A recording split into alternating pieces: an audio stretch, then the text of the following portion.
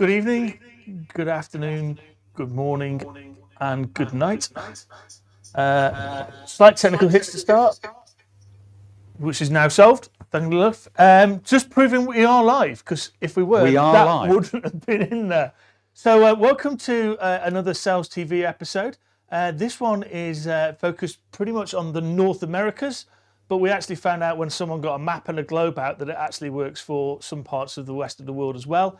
People who have got to the end of the day in the UK and want a bit of a pep-me-up, people in Asia just getting up as well. So I'm joined again by our fantastic co-host and co-presenter and co-founder, Tim. And Tim's going to actually introduce you to some of the people who are going to take us through today. So Tim, thanks, over to Andy. you. Thank you. And thank you for spending your time here with SalesTV.live. We're experimenting here with a studio, very kindly provided to us by the people here at Cranfield University. And the whole point of Sales TV is that it's to be driven by the audience. So we're looking for your comments, your questions. We've got a great guest in terms of Eric Stine, and we're really up for challenges. And if you don't agree, please say that you don't agree. Please talk with the people that are engaging as well. And the whole point of this is to be educational. What we're trying to do is provide a channel, a psychological safe space where you can come and you can learn new stuff about sales that you can go away and execute and ultimately be better salespeople, because that's something that we're all trying to do. Let me introduce you to the other two members of the panel. So we have Adam Gray. Do you want to introduce yourself?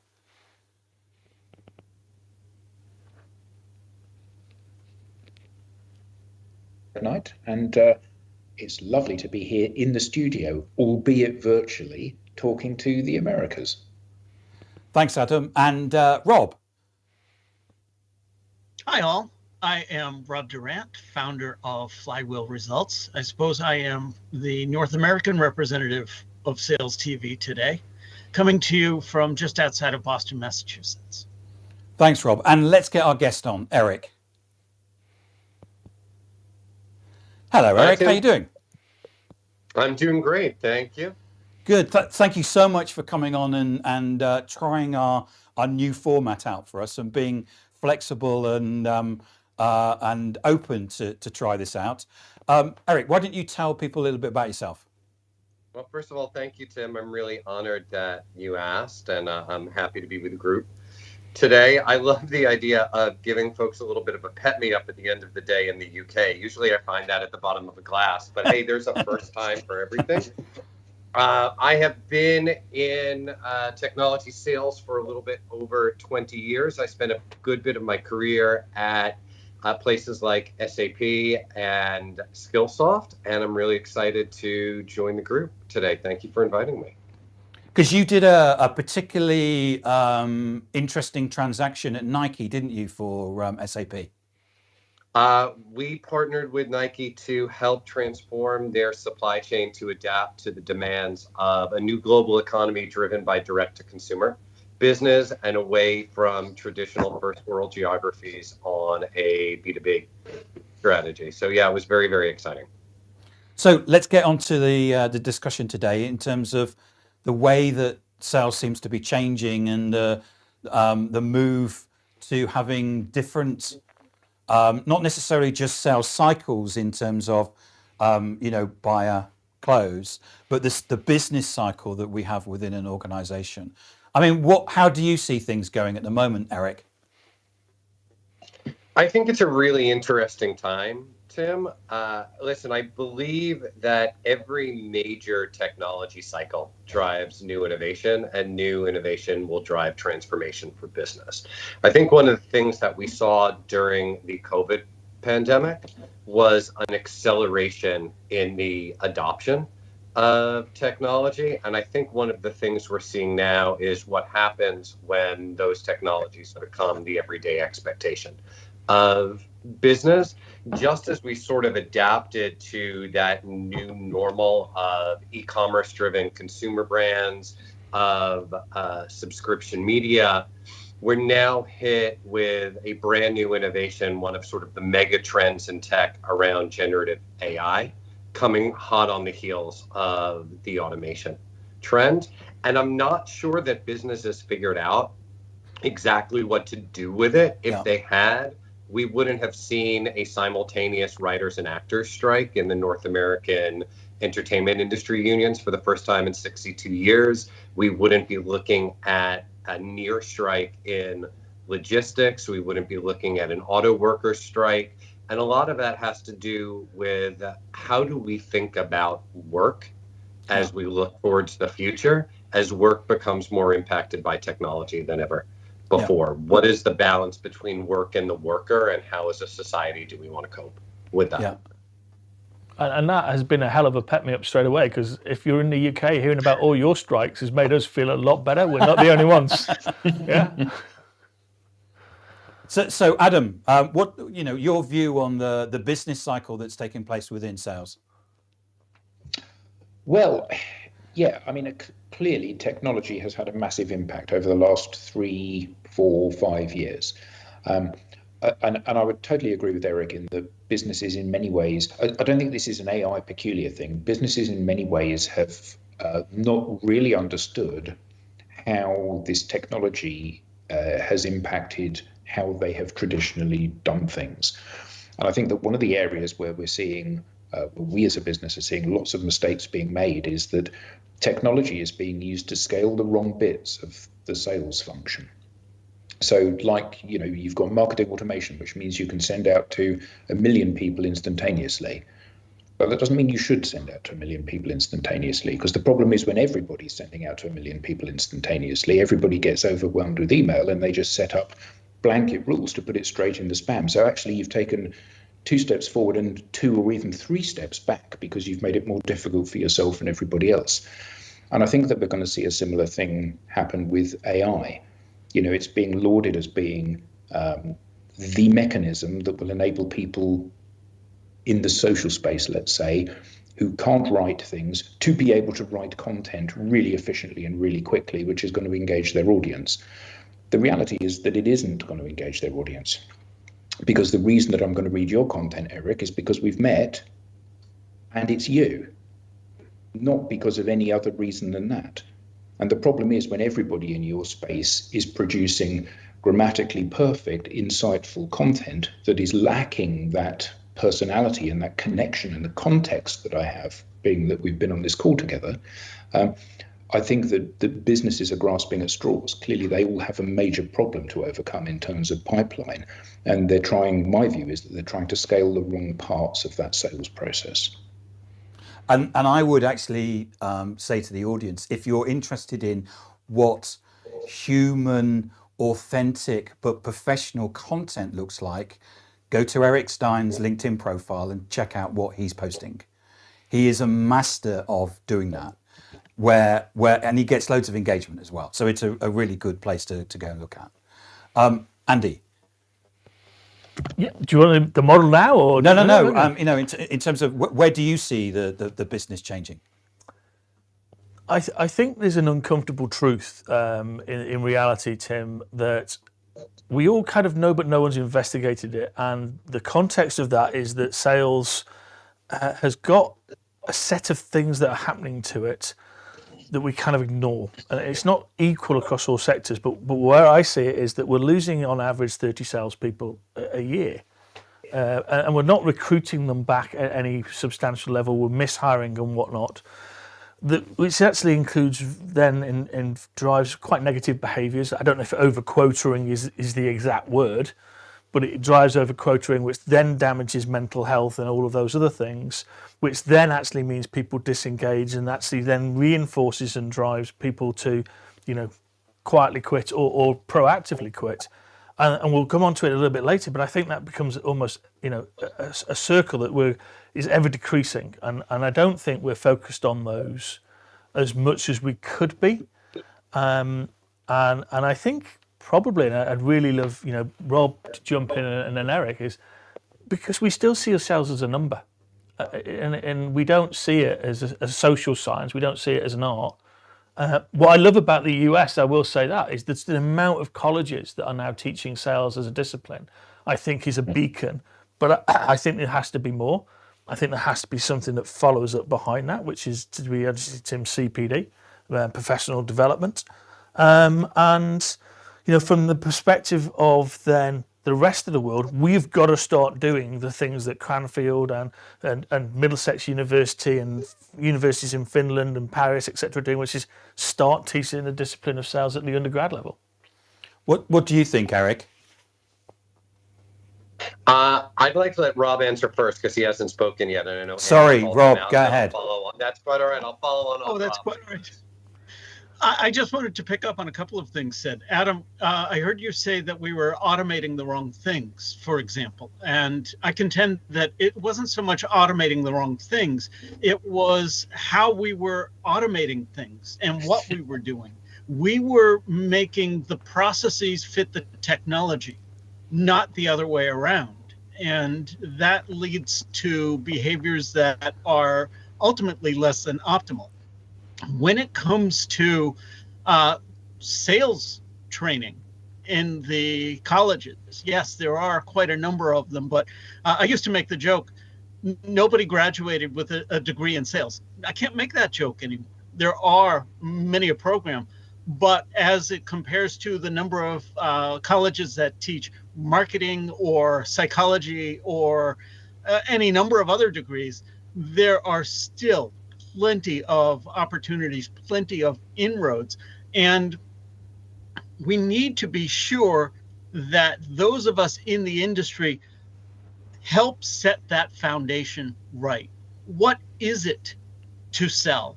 Is it, oh, I know the right tech stack? Is it, it's just a matter of glad handing the right people and golfing and so on?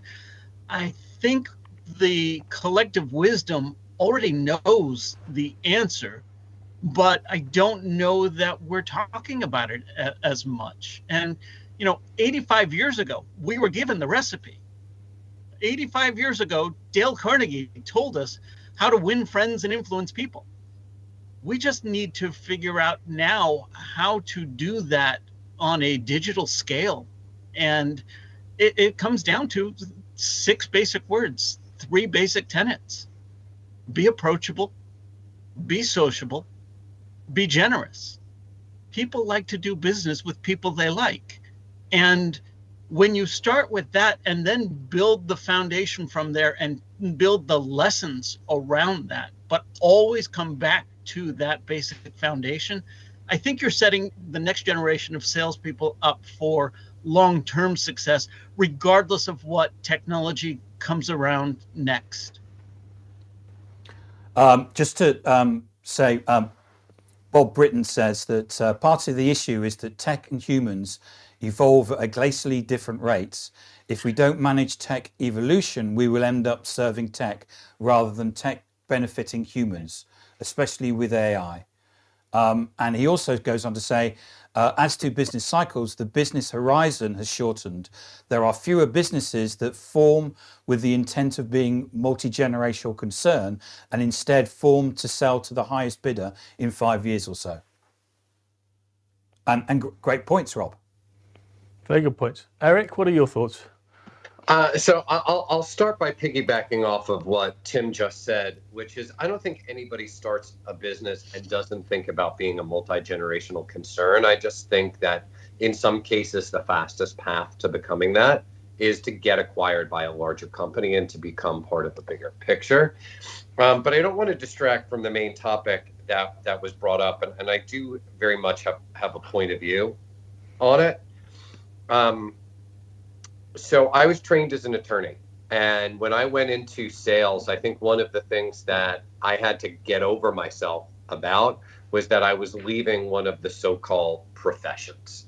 And to the point that you made, Andy, not everywhere is sales treated as a profession. It's treated as a trade with no specialized training necessary to go into sales. And I actually think that is a mistake, right? Whether you study law or journalism, whether you major in marketing or finance or technology in business school, there are metrics and there is an applied science behind all of that. And there is an applied science behind sales as well. And a big piece of that is finding the balance between that which can be automated and which is repeatable and should be, and that which is not. The unique nature of human beings, their judgment, their discretion, and their ability to help each other solve problems is something that is inherently qualitative and human about selling, that, to Rob's point, will never go away. But it doesn't mean that once we have those people, we can't train them on what the right metrics and processes are and automate the right processes. In any category, when it gets created, we end up with this tech glut. Too many companies, too many subcategories, stuff that probably shouldn't exist, and somebody's going to buy it because the category's hot. And then, as Darwin said, natural selection is going to take over. Some companies will succeed and others won't, and many will consolidate to a world where we have categories like ERP and CRM. And that will happen with the sales stack as well.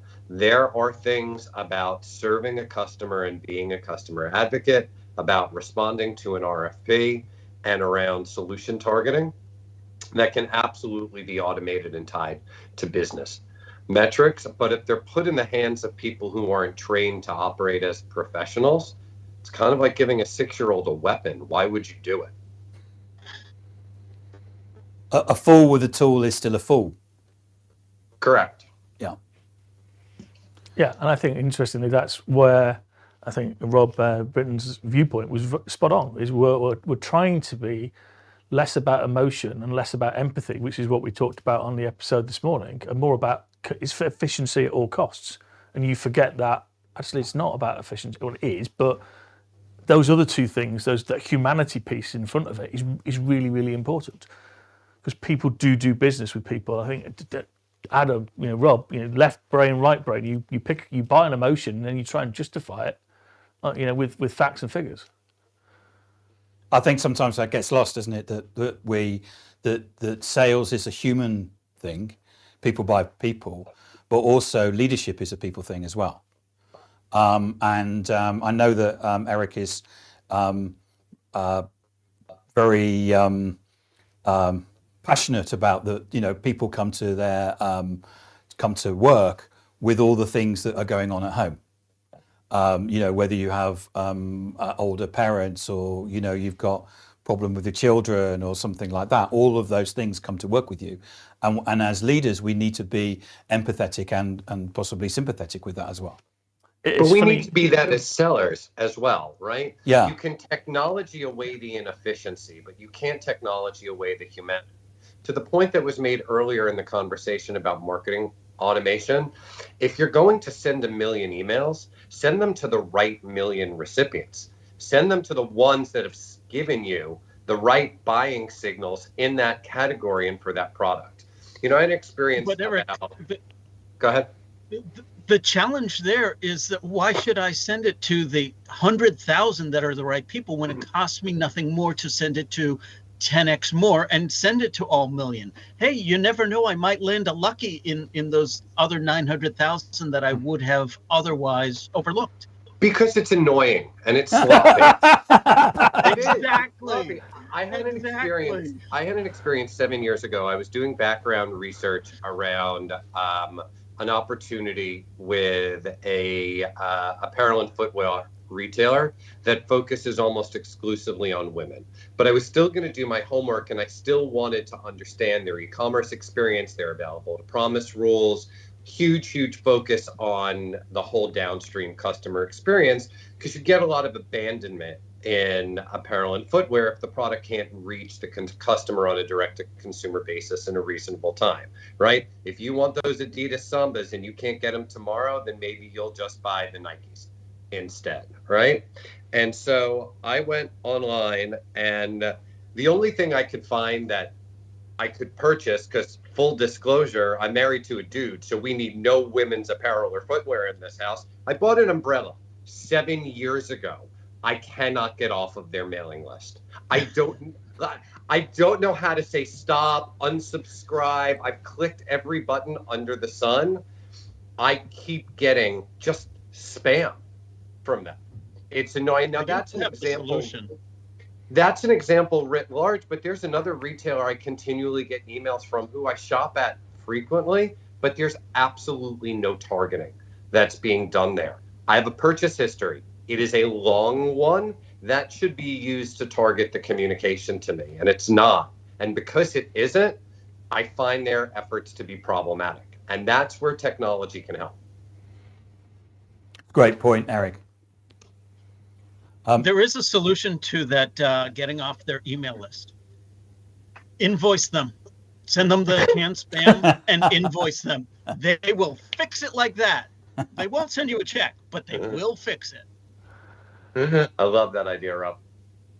So in terms of the business cycle that an organization goes on, if you think about the process of we start the year with a figure of, you know, whatever it is in terms of what our number is, and then as we go through the year and go through a 12-month cycle, what do we see happening as we go through those 12 months? It's fascinating. Let's see if we can actually draw it up. So I'm going to use the technology here, and hopefully people can see it. And I think people see parts of this, but they don't actually see it in its entirety. So let's just think about the start of the year. What we have, Tim, is, and Eric, Rob, and Adam, is an accepted target, an accepted number of people. So let's just call those people SP, salespeople, and we have 100 of them to keep the math simple. And we know that on average, 30% of a sales force will decide to voluntarily or erode, move out, resign within the year. Eric, in your experience, how many people would leave a sales team in a year? I think that we should let Andy draw the full diagram. Okay. Because I have had the advanced knowledge of seeing it, and I have a point of view on it, and I don't want to spoil it, and I don't want to derail us from getting through the whole model. Excellent. So about 30 go, okay, which leaves you with 70, okay, but you rehire back. Yeah. But you don't necessarily. Well, we've all talked to people today, and so when you look at rehire, that's not being as successful as it used to be because less people want to be in sales, particularly young people. So you end up kind of getting back about 20 of those, okay? And the challenge about that is that has an impact, okay? You've got the quota of 10 people that needs to be put somewhere. So you end up with what we'll call OQ, over-quotaing, which then has an impact again on, well, actually, let's look at mental health, well-being. So we'll call that mental health, well-being. That goes down in a big way. And that starts to get people to look at their work-life balance.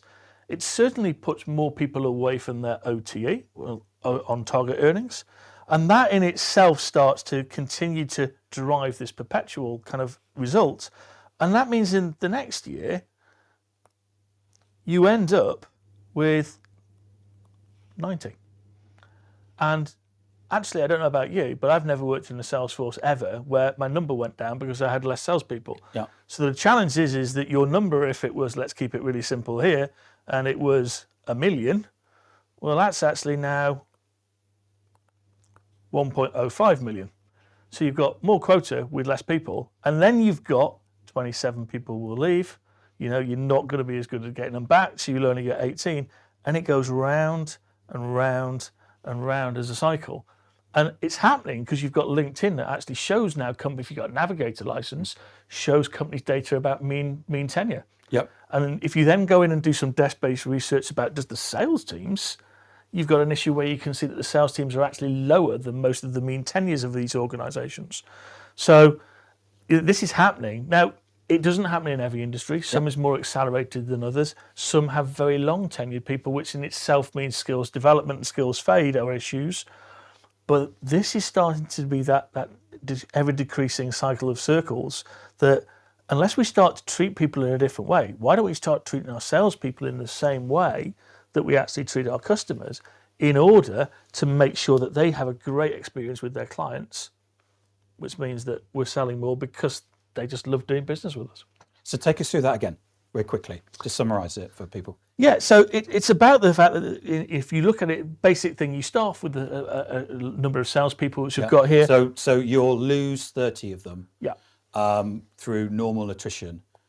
You'll hire people, but the problem that you have is that you've got to rehire people, you've got to spend the time, you've got to onboard them. Yep. That has an impact. So what happens is that we're then in a situation where behind on the years. So immediately what people do is put the thumb screws on people saying, what are you selling? What are you doing this quarter, this month, this week? That has an impact in terms of mental health and well-being. So you end up annoying people and then they leave and basically you've got this vicious cycle going on in terms of the business planning of the company. Yeah, I mean, there's work been done that actually, this is getting the maths right. It's equal to their target. That's what it's been, actual high top line revenue, and actually that's going through to your straight line. So there's a real financial impact to try and avoid this if you can, and do all the things you can to maintain people's engagement with you as an employer. And actually, how do they do that? That's the challenge. Eric, so you got an opinion? Yeah, challenge it, please. So I don't buy it, and let me be a little bit more specific and a lot less insulting, because I don't mean to insult you at all, Andy. I believe that it happens. However, I believe that it doesn't happen to great sales leaders if those sales leaders are respected and valued by the two people who are the most important business partners, their CEOs and their CFOs. Because when you sit down in the budgeting process, as you plan the year for the following year, there are a couple of things you should know, right? What is your exit forecast for the year, and what has been your growth rate over the past several years? In other words, what is your trajectory? What does your trend line look like? And what have been the variables in that trend line? Have they been dependent on year over year increases in headcount? Has headcount been flat? Has headcount been declining? But what is the performance of your business on a business as usual basis? The second thing you need to know is what is your attrition and your attrition timing, because it is often predictable. People will leave about 60 days after the end of the year, where they get the big Q4 commission check. People will leave the Monday after President's Club. You can be guaranteed there'll be a couple of resignations of people who held out for the trip. Those cycles, and if you have a good HR business partner, she or he can help you understand what's your trend line on attrition and what is the seasonality of that attrition. You should have a ramp cycle built in to your hiring time. Based on your relationship with TA, it takes X period of time to identify and hire and onboard a candidate, and you should have a sense of how long it takes people to be productive. In one of the roles I last left, we believed that over the first full year, I would get about 50% productivity against quota on that head if they started day one of the fiscal year. So if I hired in advance of the year with the intention that somebody would start on the first day of the fiscal year, I'd get about 50% of their quota out of them. And then in year two, if they stayed the full year, I would get 100% of their expected productivity out of them. You need to know your sales productivity metrics and where your over and underperformers are. Attrition matters differently if it's your bottom 20% leaving as opposed to your top 20%. What does that distribution look like? All of this is data that can be planned for as you sign up for a budget. So you can say to your CFO and your CEO, this is what I can sign up for. Or I need X more heads to sign up for the number that you want me to. Or I have to have elasticity, so I'm hiring the 20 new hires before the other 30 a trip. And I will balance hiring timing against that. Or I've got a slush fund in my budget that I can use to pay if I'm overhired as opposed to underhired. This is the part about how we technology away inefficiency as opposed to technology away humanity. The problem that you pointed out is real, but sales leaders have a responsibility to get ahead of it. Otherwise, they're not doing their share owners, their peers, or their teams any favors, because to your point, then it just puts pressure on people to over deliver. So that's my perspective on it, Tim. Eric, thank you for that. Rob, all of that is Does that happen? Rob, go ahead. All of that is predicated, as you said, on leaders that listen. A listening CFO, a listening CEO. In my experience, the leaders are listening to their VCs who are commanding of them certain numbers, and the numbers are the numbers, everything else be damned. I have seen organizations where 30% attrition was not the number. It was 60%. And they weren't hitting their metrics, and they weren't hitting their quotas. And it wasn't just a sales spiral, it was a death spiral. How do you come in and turn those things around? Because empty seats don't fill quota. Eric, I believe we're facing that problem right now as we see a whole bunch of investors sitting on assets with exit multiples that they were expecting to hit in years 3 or 4, and they may not hit in year 6 or 7. Math is math, right? Math doesn't change. Trend lines exist for a reason, and while you may get a black swan event here or there, if you're not treating sales as a profession, if you're not listening to your CRO about his numbers as much as you're listening to the CFO, and if the two of them aren't completely aligned on what the numbers are telling them, then you're going to have that problem, and you're going to create that death spiral, and then it's just unavoidable. Adam, you were chomping at the bit to say come on, something. Adam. Come on. It won't be controversial. Well, it was really to underline what Rob said. You know, I think that what you're talking about there, Eric, is a beautiful vision of sophisticated people looking at the data, chewing on that data, and making smart decisions based on the data and fact rather than opinion. And opinion is actually you're a crap salesman, you're not working hard enough, get out there and sell some more stuff. And the fact is that actually there are not enough people in the business, but I'm not, because that reflects on me having not planned ahead. And I think that, you know, you have, and I'm not disputing what you said because it's absolutely true in the way things should be. You worked for one of the most sophisticated enterprise level data and software companies in the world who had all of this stuff at their fingertips. Our experience of working with that organization is exactly that. They're a bunch of extremely clever people that help organizations make better decisions. There are an awful lot of enterprises out there for whom what you're talking about is an absolute moon landing. The idea that you would actually map when people are leaving, and the fact that I know that you're about to resign after President's Club. Well, there's a 20% higher chance you'll resign immediately after President's Club. Most of the senior sales leaders that I've engaged with would see that as a personal slight and would get really cross about that because they wouldn't be looking at those signs. They wouldn't be looking at that data and saying, this is not a personal thing. This is not because you hate me. This is simply the nature of you developing your career and wanting to open new horizons. And I think that that if most organizations were, as you just described them, we wouldn't be facing this death spiral, as Andy called it, that we're currently facing. Eric, I've got a... I think they have to. Go on, Go Eric. ahead, Tim. Sorry. I was going to say, I think they have to be.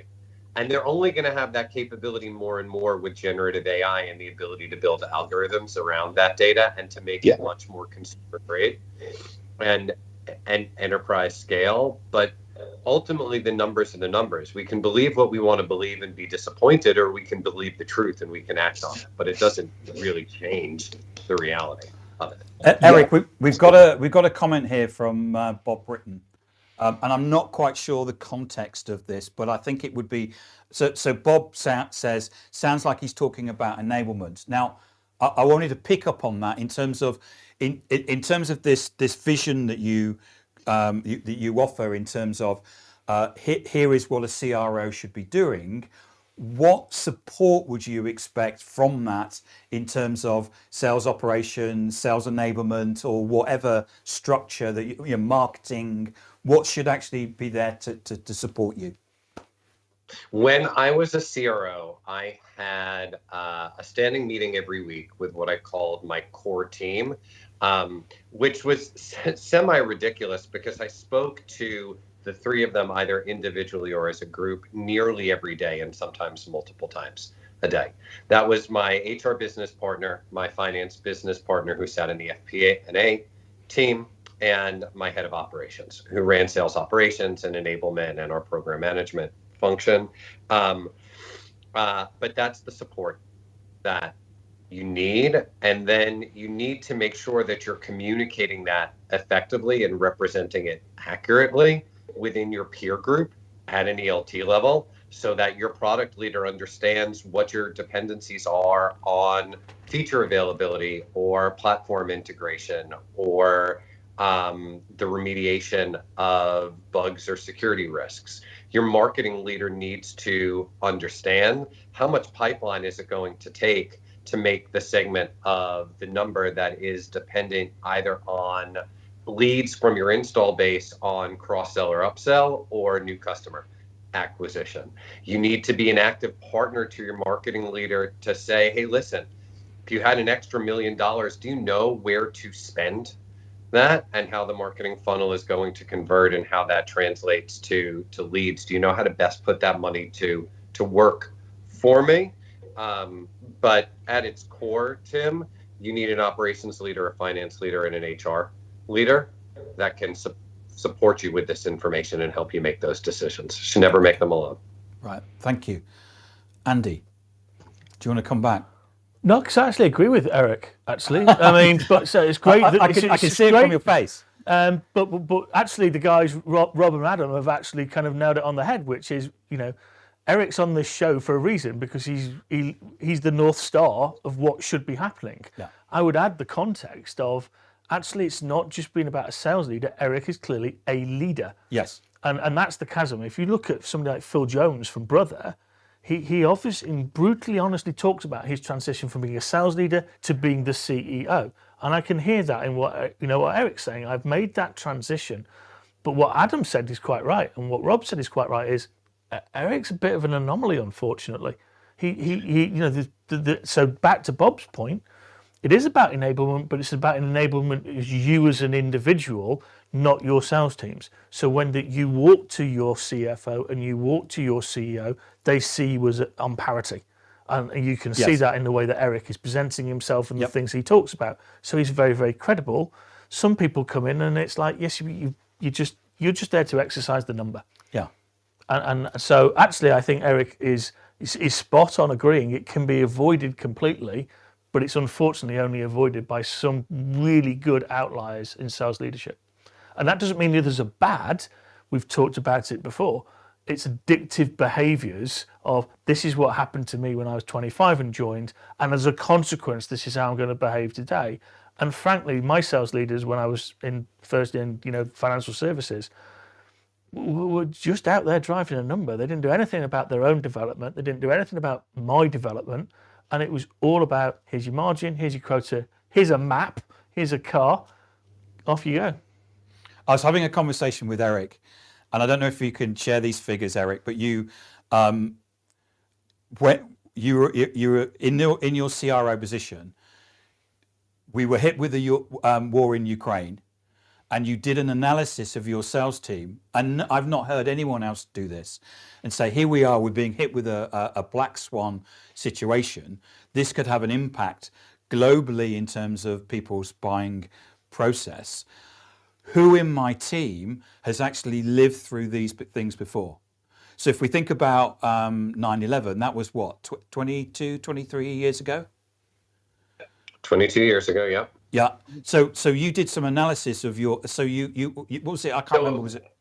It wasn't the war in Ukraine. It was actually the COVID pandemic. And Okay. It was during the time I was Chief Revenue Officer at Qualtrics. And so I had an incredible team around the world, and SDRs, sellers, a really, really, really fantastic team. But when I looked at the demographics of the team, they were heavily in North America. And based on their age profiles, I looked at two events, one acute and the other chronic. 9/11 was an acute event, happened September 11th, 2001. There was a market correction that followed it that lasted about 6-7 months. And then there was the financial crisis that started really in September of 2008, where we didn't really see full recovery until about 2011, 2012. And so it was a chronic event. And when I looked at my organization, I found that more than half of the organization had not worked through the financial crisis of 2008 to 2012. And more than 2/3 of the organization had not worked through the events of September 11th. And so they weren't prepared for it. They didn't have the resilience that somebody who had been in the workforce, even if they were early in the workforce, would have had as a function of those events.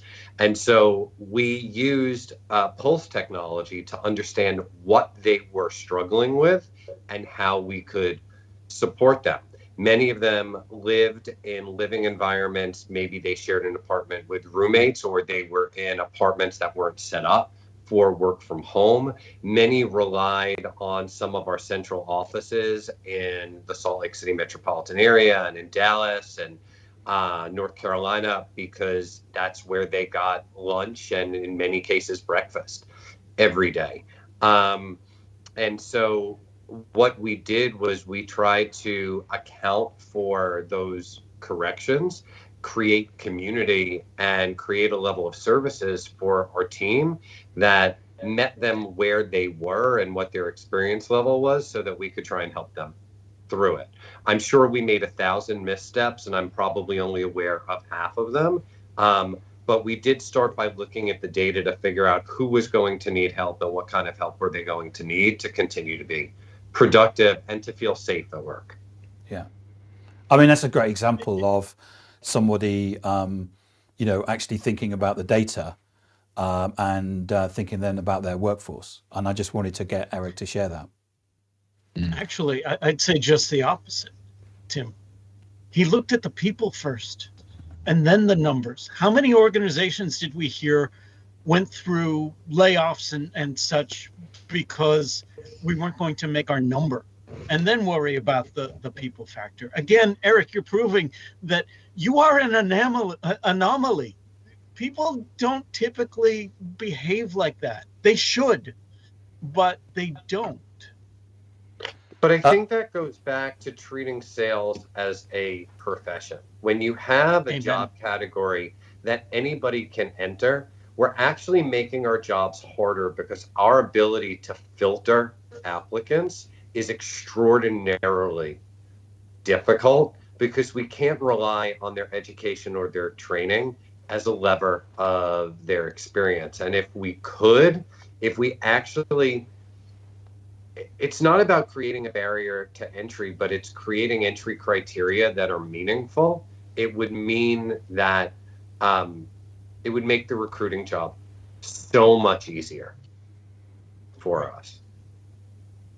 Adam, what are your thoughts on this?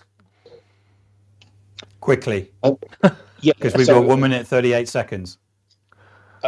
Absolutely right, Rob. You nailed it there. Eric, you are the exception proving the rule. It is insightful, and it is the way that business should be done now and will be done, must be done in the future.